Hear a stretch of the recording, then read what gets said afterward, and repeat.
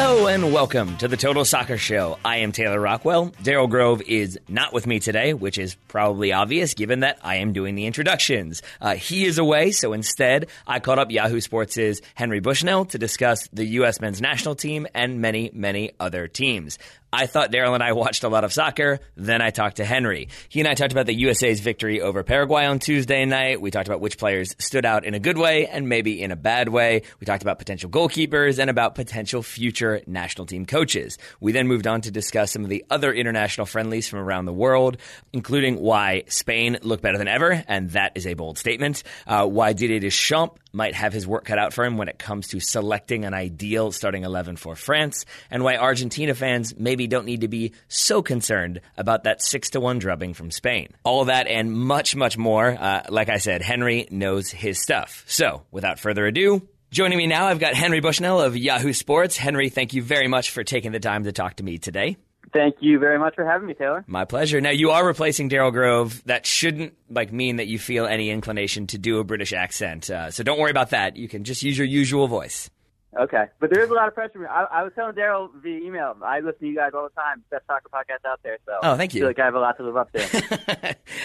We're very good at faking it. So as long as you can do that, we're good to go. But we have you here. I know you watched many, many international games, international friendlies in the past week or so. We're going to get to some of those later. But we want to start off with the United States' 1-0 win over Paraguay. From a more general perspective, what were your expectations or hopes going into that game, and were they met at the end of that game?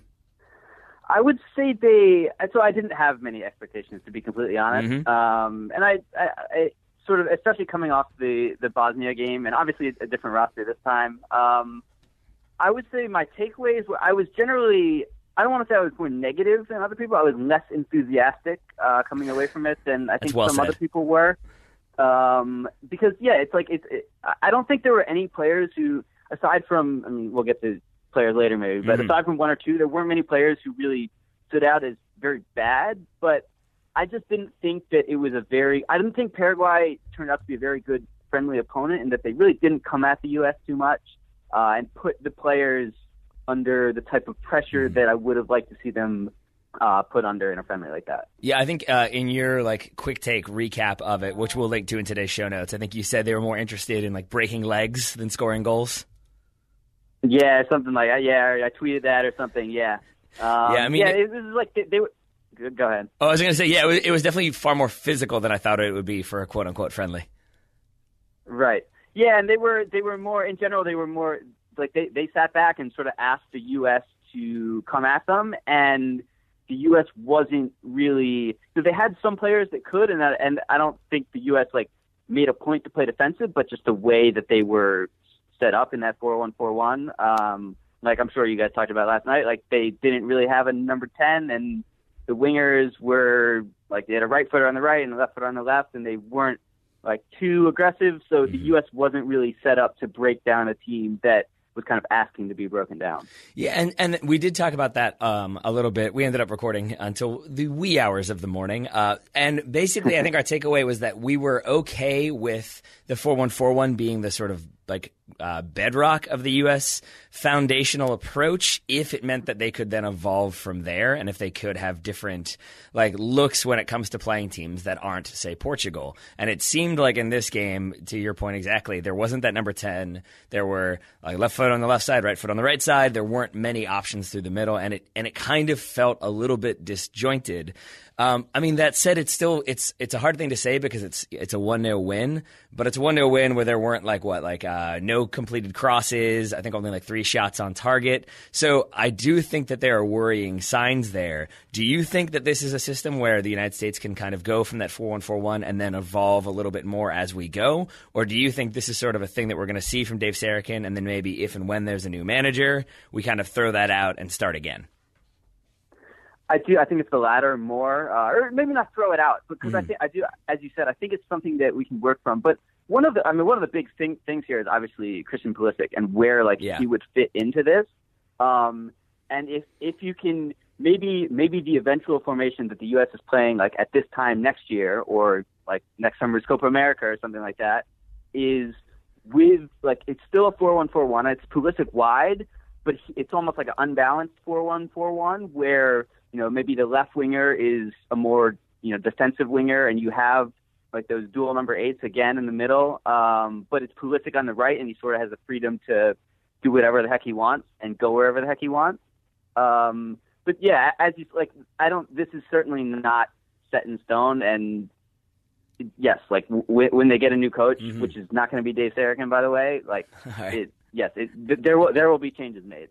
Well, I want to talk to you about that in a minute. But I think I don't know if this was recorded. I think Daryl and I might have had this conversation off air, and it led to me kind of audibly sighing. But I was thinking but when Pulisic comes back, maybe he could come a little bit more central. And then Daryl was just like, no, I mean, it's going to be McKinney and Adams, or McKinney and Kellen Acosta, and it's going to be Pulisic wide. And that made me sigh, because I think even if you have Pulisic wide, even if he has a little bit more freedom, it still feels like a sort of, we'll wait till we have our full team to do that exact same approach. But it's still that exact same approach. You're still going to have kind of a dearth of options and gaps in the attack. And so I do think I was kind of like willing to maybe possibly sort of potentially entertain the possibility of Dave Sarachan continuing on. Last night did not help me with any of that. So we can talk about him. But first, I wanted to talk to you about more from your recap. It seemed to emphasize that maybe the biggest takeaway was that Tyler Adams is very, very good, and kind of justified a little bit of that hype. But him aside, I wanted to ask who impressed you the most against Paraguay for the U.S. I was really impressed with Matt Miazga, and he's I was actually thinking sort of just like this morning, thinking back in the game, he looks a lot bigger than he used to. Like, not taller, but stronger. Like, I remember, and maybe it's just because I remember watching him like as a youngster a bit, and maybe not as much over the past couple of years, but he always like struck me as like tall, kind of lanky, not too physical. Like, he was really good physically last night. And I mean, he wasn't perfect. Nobody was perfect, but he didn't really do much wrong, and looked like I think I wrote afterwards, he looked like a veteran, and he's 22, 23 years old. He's if we're totally starting over at center back, and if John Brooks is in and out of the fold with injury or whatever, like, Miazga is a guy who could develop into like a 26-year-old captain for the U.S. and hold down that spot for a pretty long time if he continues on the trajectory that he's on. And what did you make of his partner last night, Cameron Carter-Vickers? Did you think that was a partnership we might see more of going forward, or do you think if John Brooks is fit, is it most likely John Brooks and Matt Miazga in those friendlies in June? I think it is John Brooks, just mostly because he's much better on the ball right now. I feel like Carter-Vickers wasn't really put under much pressure in possession last night. I could just be misremembering that, or maybe I didn't notice it. I didn't watch the game on replay afterwards or anything. But I still worry about him on the ball. But he like Miazga, was very solid, and like I don't think he made many clear mistakes, which is a good sign for a player who's like made some mistakes in the past, some like egregious ones. So yeah, I'd say I'm relatively optimistic about his future. But I'm also like, if the Copa America was this summer in the U.S., we're picking a 23-man roster to play in it, I definitely don't think maybe Carter-Vickers would be in the squad, but I absolutely don't think you could count on him as a starting center back yet. All right. Well, what about the man behind them? It seemed like some people, like the main takeaway was that Zach Steffen seems to have cemented his spot as the number one, at least under Dave Sarachan.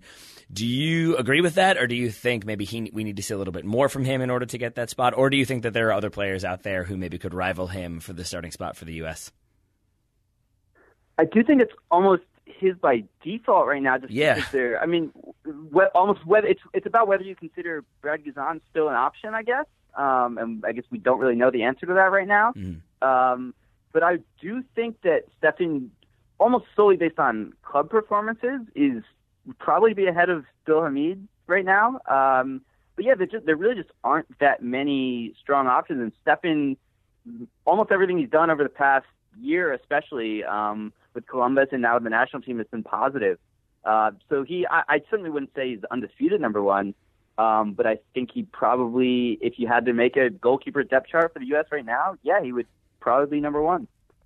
It is weird how, and like I know this is not like a U.S. only thing, but it is strange how like positions tend to be in flux. Where like a couple years ago, it was like we had just way too many goalkeepers. There are so many amazing goalkeepers that could potentially start for the U.S. And now I'm totally with you that it's like you could maybe, if you wanted to make that argument, like you could write that article about like 5 keepers who could start instead of Zach Steffen, but you'd have to make that argument. It wouldn't necessarily be as natural as maybe as it would have been in the past. And so I'm with you. Like I didn't see anything too incredible from Zach Steffen. He didn't have that one like full stretch save that made us all think like, oh yeah, he's definitely the heir apparent. But I just think based on the fact that Bill Hamid isn't getting that many minutes, there are other options in Major League Soccer, but they haven't yet gotten those kind of like regular call-ups, in it as regular as 2 or 3 call-ups can be. And then you've got men like Ethan Horvath playing in Europe, but not playing in Europe. So I think in the end of the day, it's probably is Zach Steffen until somebody else really starts making a claim.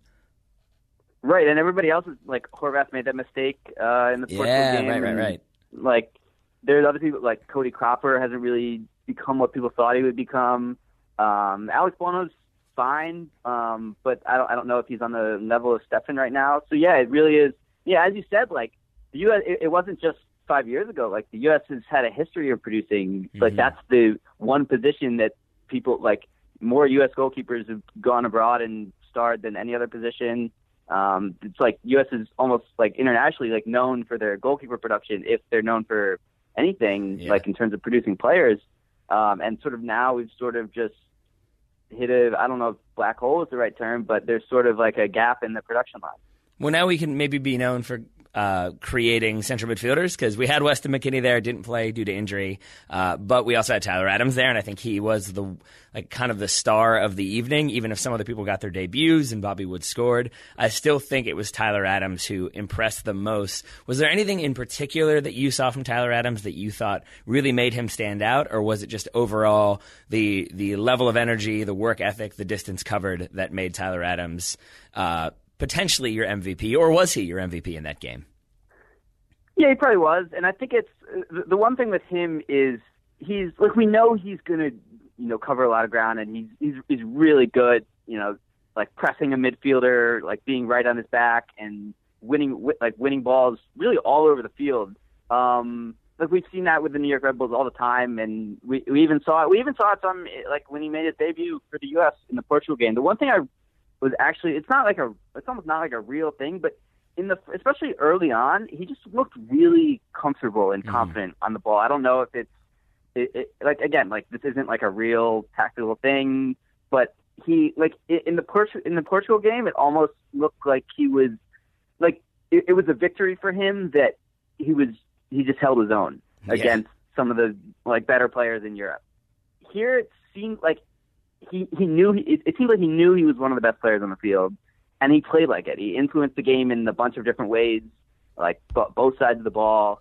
There's really he's absolutely on the rise right now. You can't say enough good things about him, and he and McKennie absolutely look like if they're playing this 4-1-4-1, they absolutely look like those two number 8s. I think he can be that.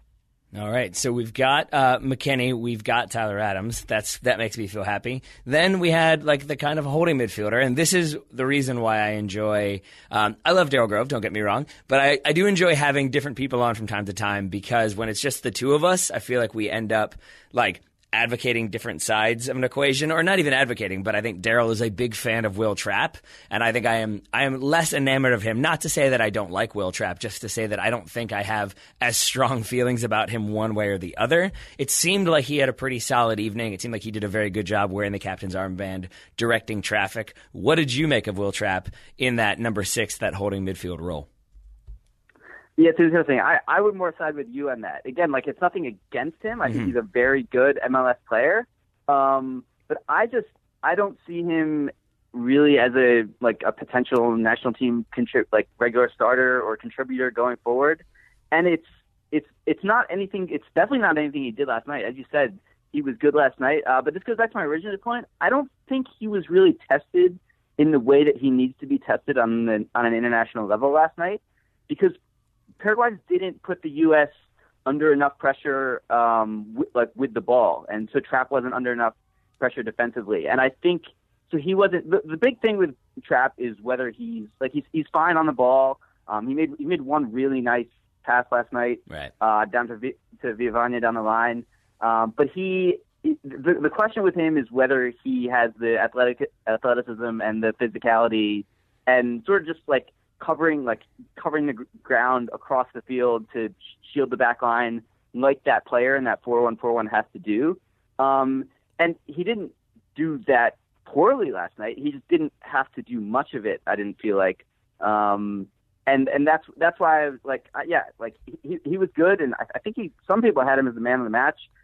I wasn't that impressed just because I didn't think he had to do too much defensively. He certainly, I don't think he impacted the game as much as Adams or maybe even Marky Delgado did. Yeah, I think that's totally fair because I think this was a game where you're absolutely right that you didn't see so much sustained pressure from Paraguay. They weren't, like, U.S. wasn't under siege and he was having to really put out fires and direct traffic. So I think in the end it was sort of like for a lot of these guys, it was that was fine. Let's see what you do next time. And Will Trapp, I think definitely earned his next call-up, which I assume he will get. I don't know if he will start because I think in those upcoming friendlies, like we start with Bolivia, I'm guessing we'll see Michael Bradley back in there, and I have a hard time believing that Will Trapp, at least right now, will supplant Michael Bradley. I know some people might not like that, but I think Will Trapp definitely did enough on Tuesday night to justify another selection, and then we'll see what he can do. I totally agree. Yeah. No. And it's part of, like, we always talked about Michael Bradley, like, especially over those last few qualifiers. He was just totally on an island and he didn't have enough protection at all. Like, this 4-1-4-1 formation with players like a player like Tyler Adams in front of you as a number 6, it offers you that protection that Bradley never really had late last year. So I am absolutely looking for it. I hope Michael Bradley gets called back in. I've been a Michael Bradley stan for a while, and he, like, yes, I want to see him get another shot.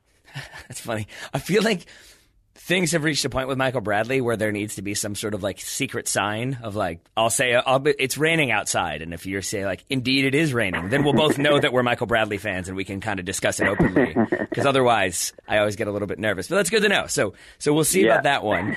And so in the end, it does feel like there were some guys who kind of like, yeah, that was great. We'll see what keeps happening. But to a point you made earlier in the show, you did say one or two maybe stood out as bad or not having a very great game. Who were those players who you think maybe didn't necessarily help themselves?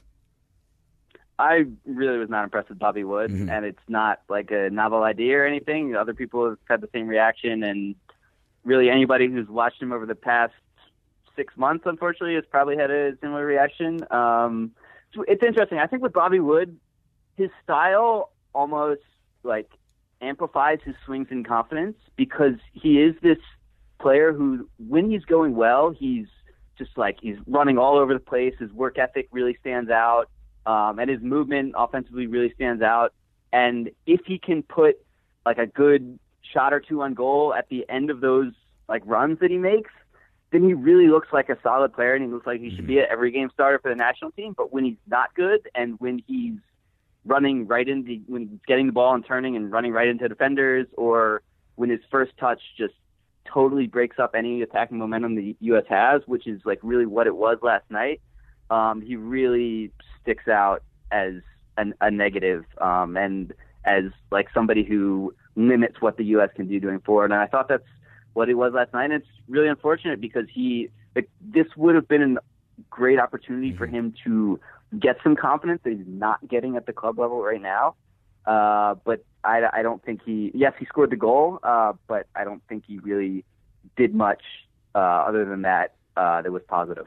So do you think that's a product of, does the 4-1-4-1 not necessarily suit him, or do you think some of the people around him, maybe it just, like, didn't work out? Or do you think it is just that he's in such a bad run of form that if he makes a few mistakes, then some of those runs, maybe he's less likely to make, or maybe he overthinks a touch? Like, what do you think it is that's maybe going wrong for him, if not at club level, then maybe with the national team at least?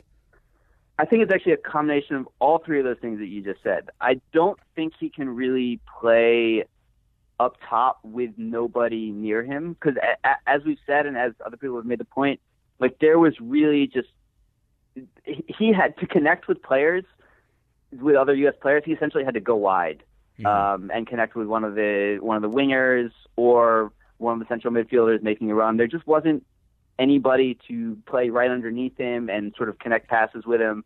But that said, he's also not good at doing that. He's not a guy who's going to receive the ball with his back to goal, like lay it off to somebody, maybe drop deep like Josie Altidore often does, and pick up the ball in midfield and create while somebody else fills in for him. That's just not who he is. The formation doesn't sort of facilitate that.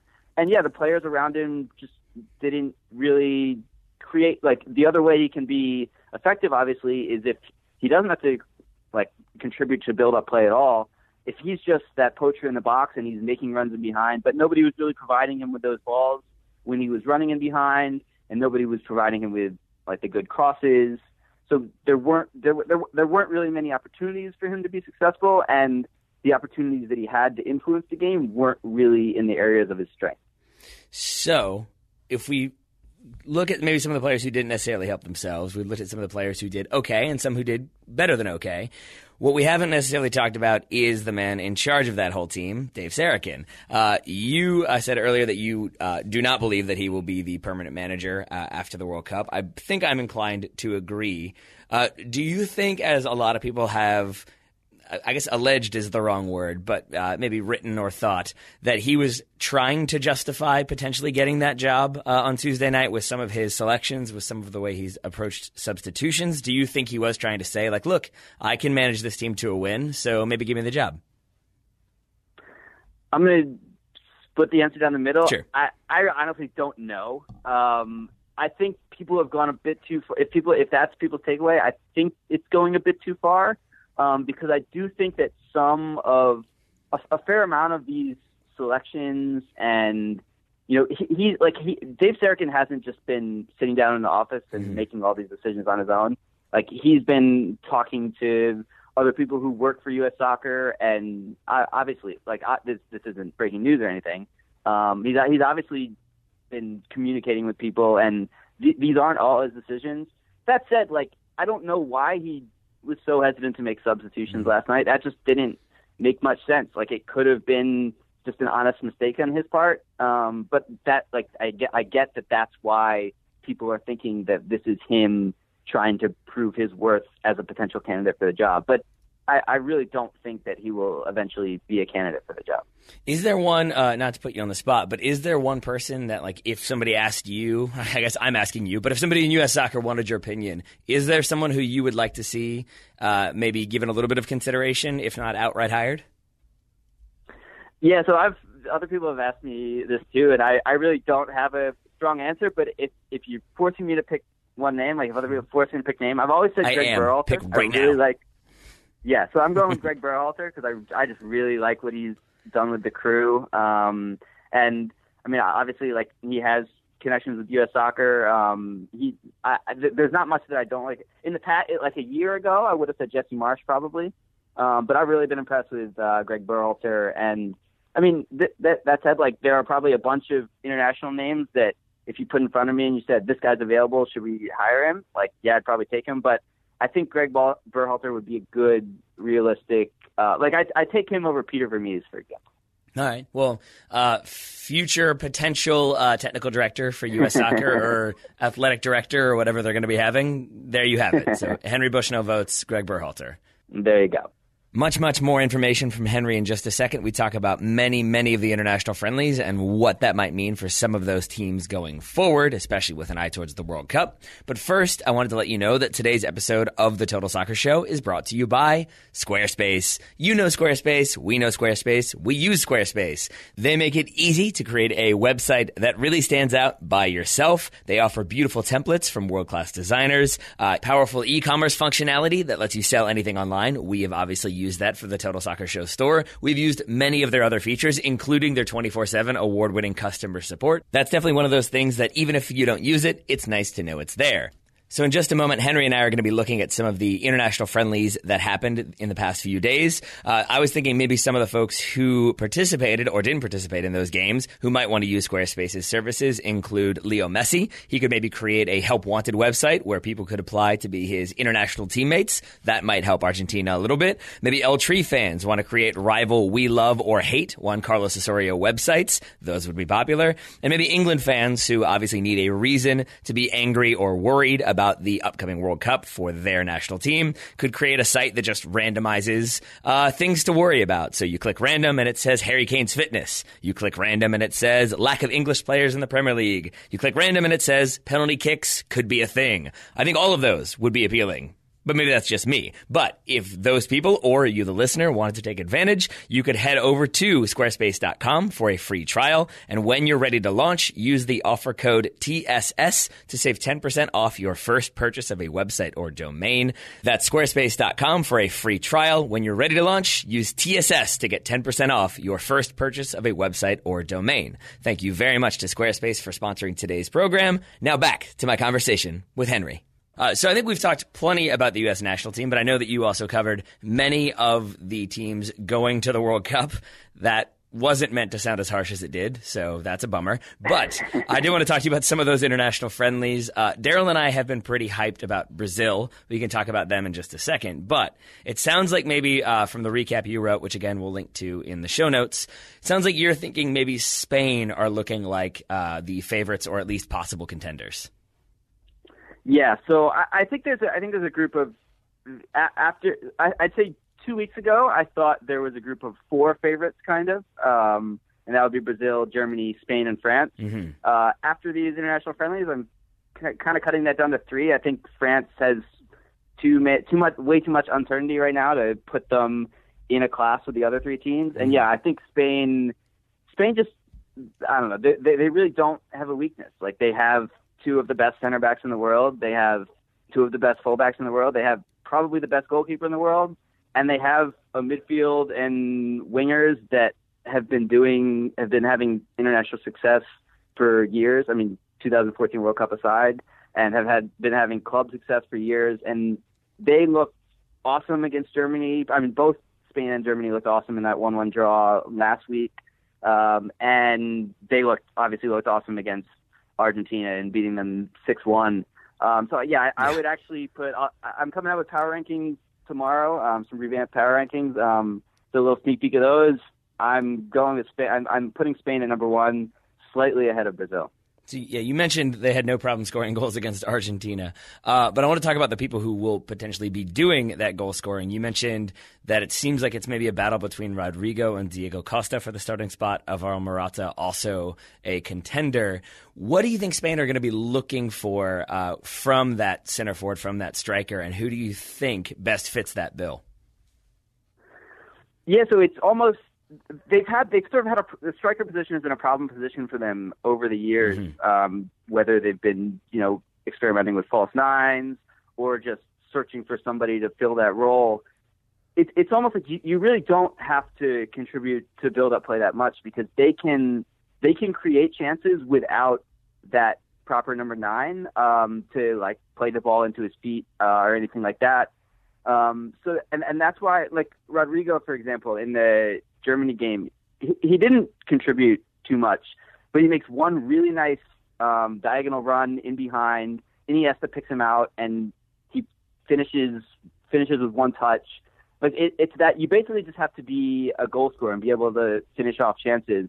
So Costa, for example, like one of the things he's a great goal scorer, obviously, but one of the things that he was so good at Chelsea was like winning individual battles and shrugging off defenders and sort of scoring goals where he made the chance for himself in a one-on-one situation. You don't have to do that as much for Spain, and that's why I think both Costa and Rodrigo, who looked pretty good, I thought against Germany. I honestly haven't seen too much of him in La Liga, but I think either of them are options, and I still think Morata is good despite what a lot of people have seen from him at Chelsea this year, and I think he should be in that conversation too. All right. Well, we'll see how that progresses. But you mentioned them earlier, France. And I think, first of all, I really, really enjoyed the way you covered them, what you wrote about them, because I think they might be a contender for potential, like, the laziest coverage in World Cup previews. Daryl and I think are going to do an entire show about, like, words to look for when you're reading World Cup previews, so that if you hear, like, they'll be looking to score goals, it's like, oh, will they? Really? And I just see... I can foresee so many previews being like, Paul Pogba and Antoine Griezmann, how can they possibly lose? Where in reality, that is kind of a huge problem, is that Paul Pogba and Antoine Griezmann maybe don't necessarily fit in the best French 11, because it seems like Griezmann wants to be in like a front partnership, and like maybe that 4-2-2-2 they tried. Definitely didn't try without two players. Whereas Pogba wants that midfield three. And I'm really curious if you think, is there a way that Didier Deschamps might be able to solve this? Or is it going to be sort of like one of them is just maybe not going to be as comfortable as he would like to be? Yeah, so that's the thing. I think, so as you said, the issue is you obviously want Paul Pogba. Like, if anybody didn't watch the France-Russia game, you want Paul Pogba in the team because he can do things like he did against Russia. He banged in a 30-yard free kick, like curling over the wall. And he's a super talented player, but he doesn't fit in he doesn't really fit in a two-man midfield. And I think this year at United has kind of drove that home. He had his most success at Juve in a midfield three, and he looked good in a midfield. So they played a midfield three against Russia, and he looked good. But then what do you do up top? Like, is Griezmann your lone striker? Does Mbappe play through the middle and you put Griezmann out wide in a 4-3-3? Their best attacking lineup is probably with Giroud and Griezmann up top. Like, I think that's proven to work. And then Mbappe can play wide in the 4-2-2-2, and whoever you put on the other wing, whether it's Thomas Lemar or Ousmane Dembele, like, that's just it's an amazing attacking lineup. It's an amazing collection of talent, and it works. But then I don't think you can really fit Pogba into that team. And so Deschamps essentially has to decide which one he wants to go with, what sacrifice he wants to make. And, I mean, I don't think it's interesting. Like, you guys have talked about England, and maybe we'll talk about England a bit. But, like, sure. England went into this international window knowing exactly what they wanted to do. They wanted to go, like, they're all in on this new 3-5-2 formation, and they played 180 minutes of it. France still does not know what they want to do. And even after playing 90 minutes of 4-3-3 and 90 minutes of 4-2-2-2 with different personnel, I still don't think there was a definitive answer. So it's really interesting. It's going to be interesting to see what they do come May and June. So no pressure for Didier Deschamps then. It's just an easy solve. But no, and I'm glad you brought that up, because I did find that really interesting, that it felt like so many teams that are going to be going to the World Cup did use this international window as an opportunity to try different things. Some of these things it seemed like worked. Some of them it seemed like they did not work, looking in your direction, South Korea. So, like, do you think now is the time to be doing that? Or do you think some people, like some fans of those teams who are sort of like just trying stuff to see if it fits, should be a little bit concerned? Because I am of that mindset of, like, it seemed like England know what they're doing and are going to keep trying to do that. Whereas other teams are sort of like, oh, we got to figure that out, or we got to find a way to put that guy in there. I'm wondering, is this a good thing now, or is it sort of a worrying sign? I think it's not that quite black and white, because, for example, let's say England came out against the Netherlands in this 3-5-2, they're all in on it, and then they lose 3-0 to the Dutch, or they lose and they draw in their two games against Netherlands and Italy. Like, then they take, like, so for example, Panama played, I'm pretty sure they played mostly four at the back, some four at the back system throughout qualifying, and that's how they got to the World Cup. I'm pretty sure they decided in both games that they're gonna try a three at the back system. It's like or maybe it's more five at the back, like a 5-4-1, and they lost 6-0 yesterday to Switzerland. Yeah.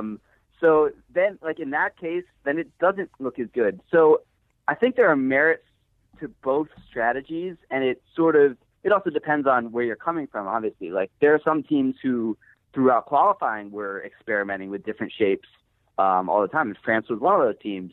And the interesting thing with France is, like, no matter what system they play, they're going to get out of their group most likely. Now I say that now they'll probably go and lose 3 games, but they're like, some teams will have multiple systems that work, and they're just trying to figure out which is best. Other teams really have no idea what they're doing, so I think it all depends on the situation. But as you said, like England, it's obviously worked out for. Brazil is interesting, for example, because they had a system that worked throughout qualifying, and now they're trying a couple different tweaks to it that have sort of, and the tweaks have kind of been enabled by Neymar's injury, but not totally.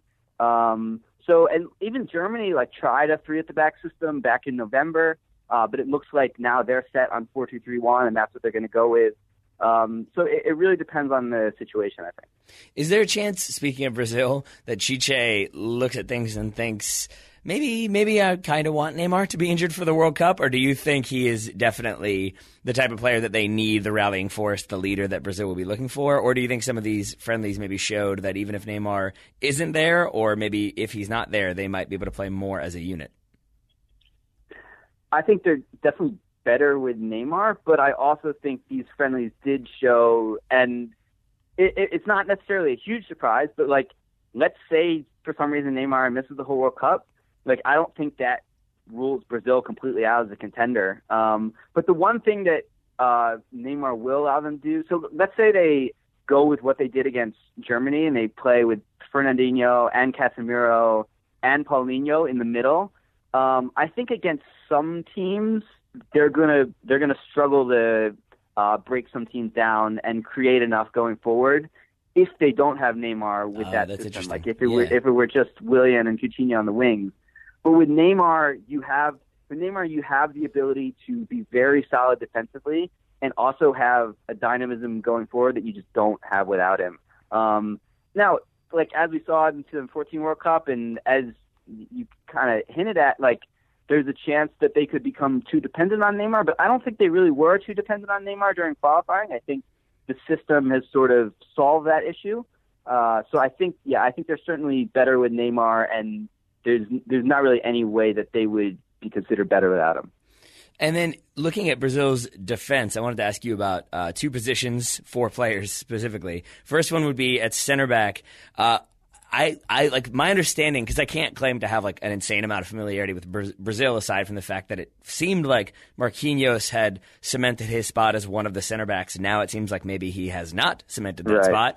And then I also wanted to ask you about the goalkeeper situation. You have Alisson, you have Ederson, both there. I can't tell if it's just because I watched a 4-minute clip of Alisson's distribution and now I'm kind of obsessed with him that I think he should start. But I'm wondering who you think they start in goal and who do you think ends up winning that center back spot between, looks like Thiago Silva and Marquinhos.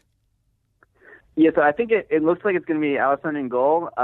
There was, I believe, and I might not, I don't follow the Brazilian national team super closely during non-international breaks either. Mm-hmm. I believe there was a period back when Ederson was just wowing people at Manchester City, back in, I don't know, November or December when he was just pinging 80-yard balls to people's feet and coming up with big saves, that there was a legitimate question about who would start.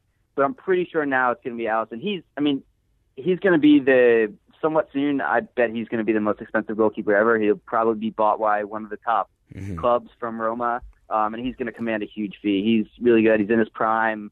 I don't think there's much reason to think that he won't start. I think he started both of the friendlies. I'd have to check that.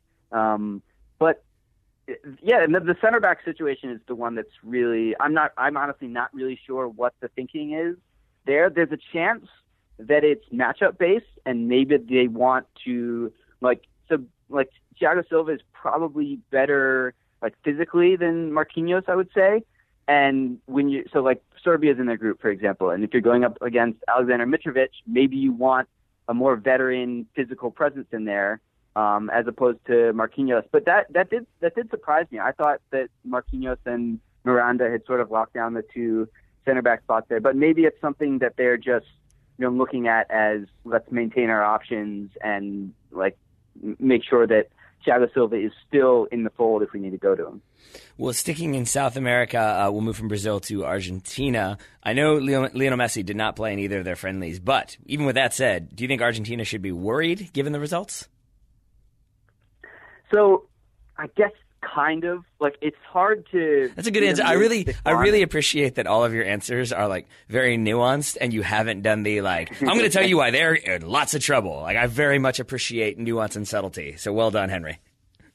Okay. So, yeah, it's hard to look at 6-1 and not be at least slightly worried. Yeah. But, first of all, one of the misconceptions about them, like, their defense was not a problem at all during qualifying. They conceded less than a goal per game during qualifying.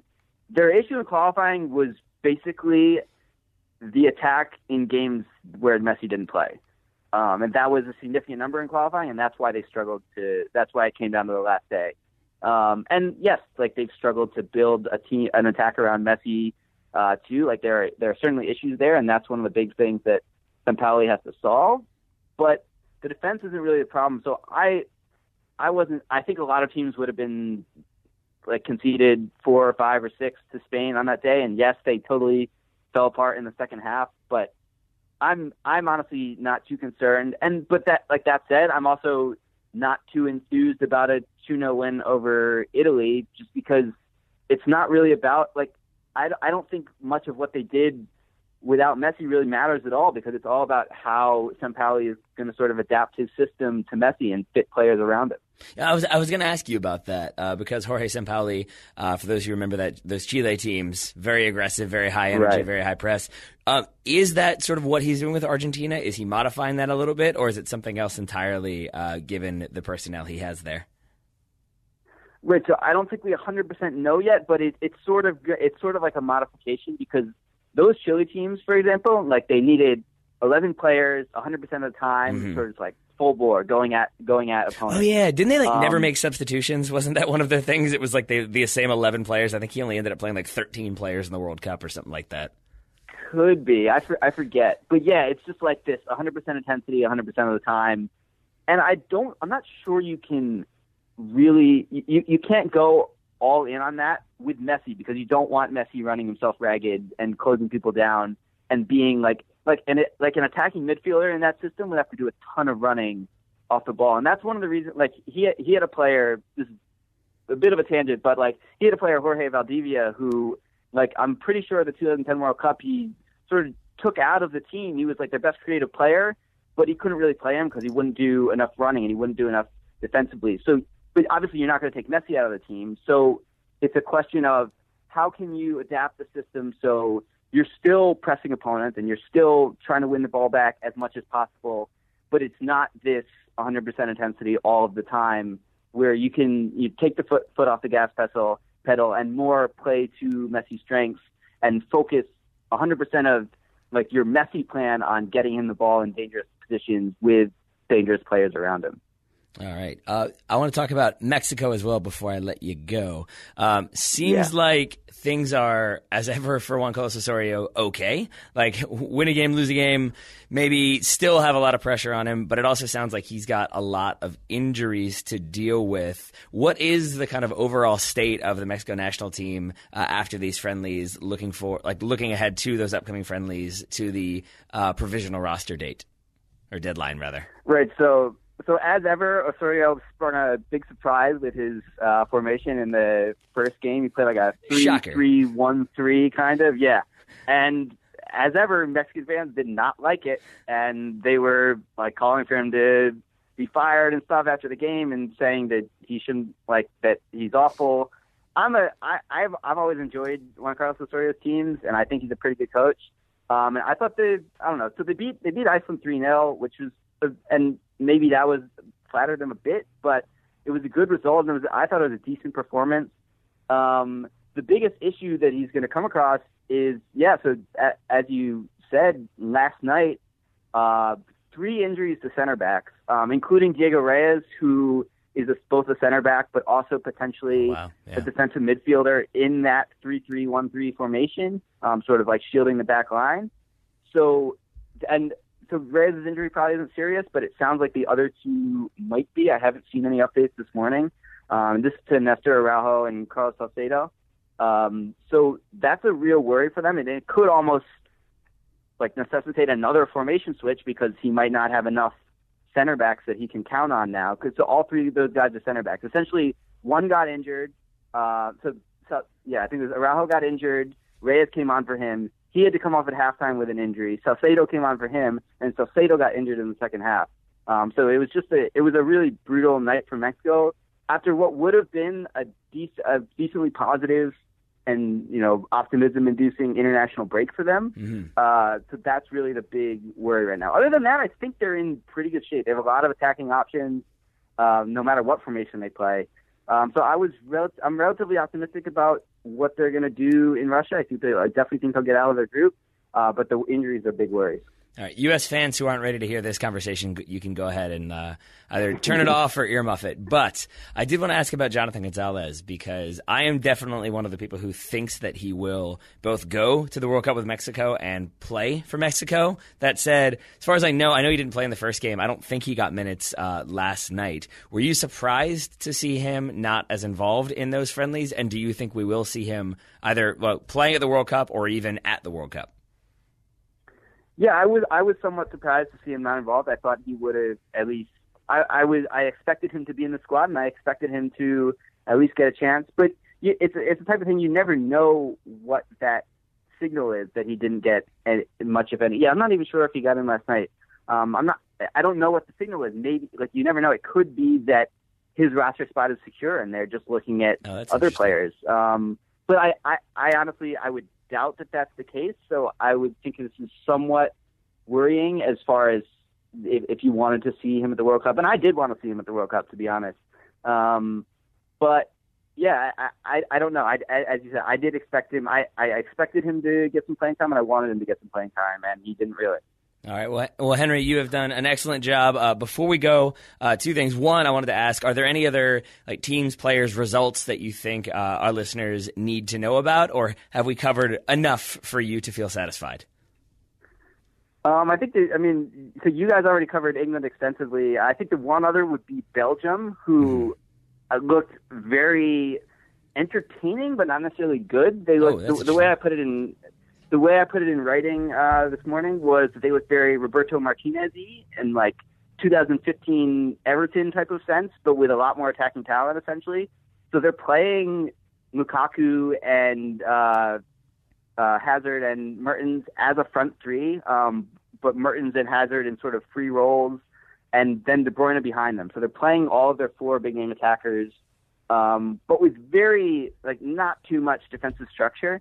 So I really think that they could be one of the most exciting teams, and they could score a lot of goals, but also concede a fair amount. They played Saudi Arabia yesterday, and honestly, I didn't watch the whole game, but through the first 20, 25 minutes, they were giving up a fair amount of, maybe not chances, but attacking opportunities to Saudi Arabia, who's probably the worst team at the World Cup. Yeah. But they also, every single time Belgium went forward, it was so fun to watch.